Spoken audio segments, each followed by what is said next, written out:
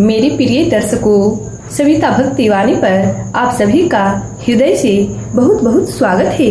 मेरे परम पूज्य पिता तुल्य बुजुर्गों, मेरी आदरणीय माताओं और मेरे प्यारे प्यारे भाई बहनों, वैसे तो यह विशेष चिंतन मैंने कल मंगलवार के लिए सोचा था, लेकिन भक्ति का रस तो हर दिन पावन होता है। आज बुधवार के दिन विघ्नहर्ता गणेश जी की कृपा से मैं आप सबके लिए हनुमान जी की यह अद्भुत प्रेरणा लेकर आई हूँ। आज मैं आपको रामायण का वो अध्याय सुनाने जा रही हूँ जिसे सुनकर आज भी रोम रोम पुलकित हो उठता है। आज का हमारा विषय है बजरंगबली का वो संकल्प जिसने काल को भी थाम लिया था। लक्ष्मण जी को बचाने के लिए हनुमान जी संजीवनी लेने गए थे। तब अहिरावण ने पाताल लोक में एक माया रची थी। उसने 5 दिशाओं में 5 दीपक जलाए थे। नियम यह था कि जो व्यक्ति एक ही समय में एक साथ उन 5 दीपकों को बुझा देगा, केवल वही अहिरावण का वध कर पाएगा और लक्ष्मण जी के प्राण बचा पाएगा।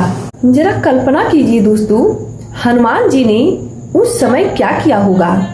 उन्होंने अपना पंचमुखी स्वरूप धारण किया। उनका एक मुख बानर का, दूसरा नरसिंह का, तीसरा गरुड़ का, चौथा 12 का, पंचमा हयग्रीव का और एक ही क्षण में उन्होंने उन 5 दीपकों को बुझा दिया। मेरे प्यारे दर्शकों, इस कथा का अर्थ क्या है?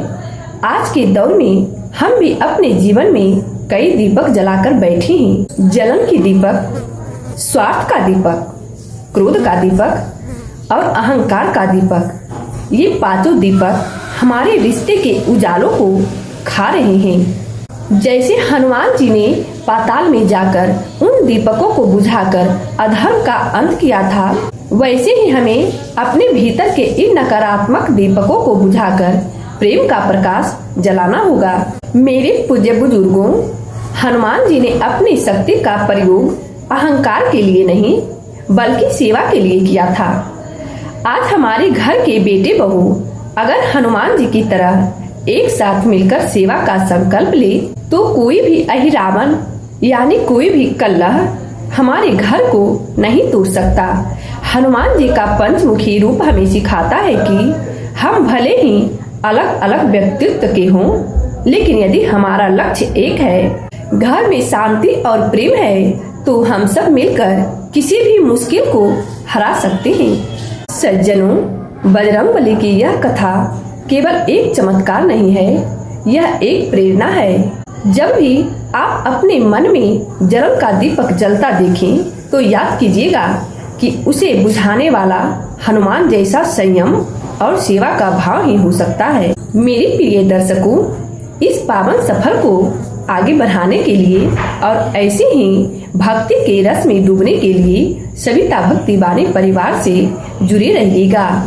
आज की इस कथा से आपने क्या सीखा? कमेंट में जय बजरंगबली लिखकर अपनी हाजिरी जरूर लगाइएगा। अपना स्नेह और आशीर्वाद सदा बनाए रखें। आज के लिए बस इतना ही, फिर मिलेंगे अगली कथा में। तब तक के लिए धन्यवाद। बजरंगबली आप सभी का हर दिन मंगलमय करें। जय बजरंगबली।